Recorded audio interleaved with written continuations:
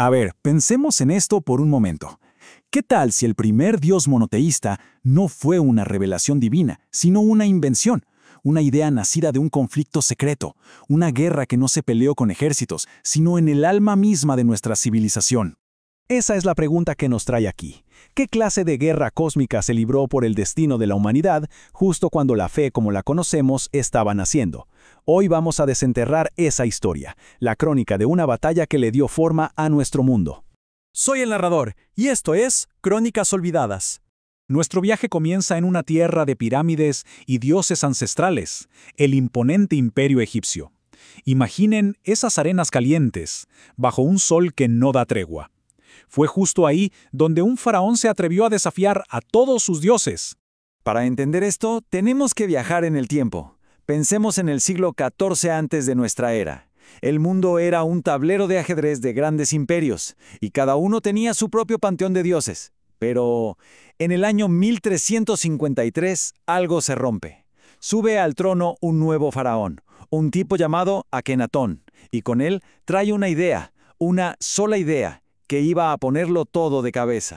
Pero claro, la historia que nos cuentan no es toda la historia.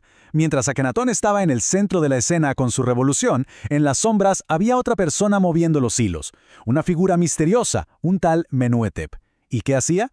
Pues se dedicó a juntar a un grupo de místicos muy particular, de distintas creencias, a los que llamaban los cantores. Su meta era crear una sola congregación unificada.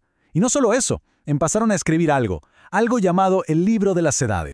Aquí es donde la cosa se pone interesante, porque esto no estaba pasando solo en Egipto. No, exactamente al mismo tiempo, a cientos de kilómetros de ahí, otra revolución espiritual estaba naciendo, pero esta en completo silencio.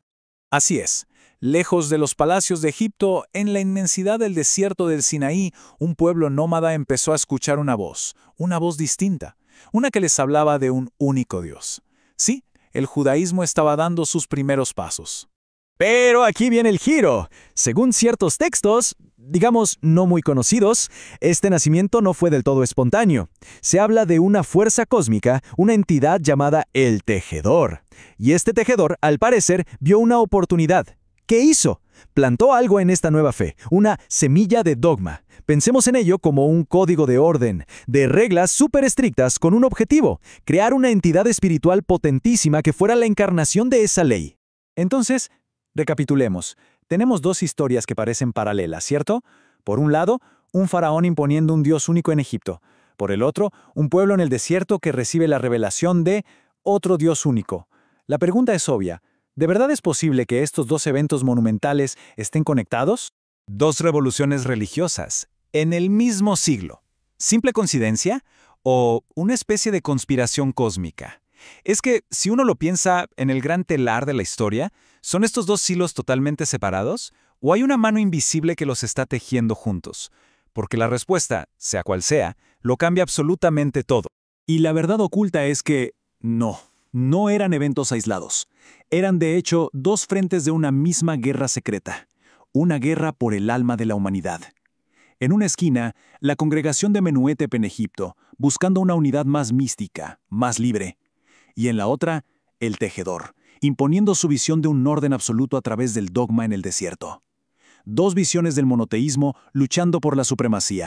Pero, a ver, ¿qué es este Tejedor exactamente? Es importante entender que no es un dios como los que imaginamos. Es otra cosa. Una fuerza cósmica, la personificación de la estructura, la lógica y el orden. Su objetivo no es la salvación, sino la quietud total. Un universo perfectamente predecible, sin caos, sin cambios. Y claro, sin libre albedrío. Desenterrar todo esto es fuerte, porque no se trata solo de reescribir un capítulo de un libro de historia. Se trata de que de repente tenemos que ver nuestro propio mundo con otros ojos. ¿Qué significa saber esto? El legado de esta guerra secreta es enorme.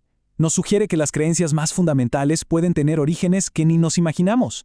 Que la historia no es solo un recuento de lo que hicieron reyes y reinas. Es también un campo de batalla. Un escenario donde fuerzas que no vemos luchan por influir en nuestro camino. Los grandes conflictos ideológicos de hoy, orden contra caos, dogma contra mística, podrían ser solo un eco de esta batalla primigenia.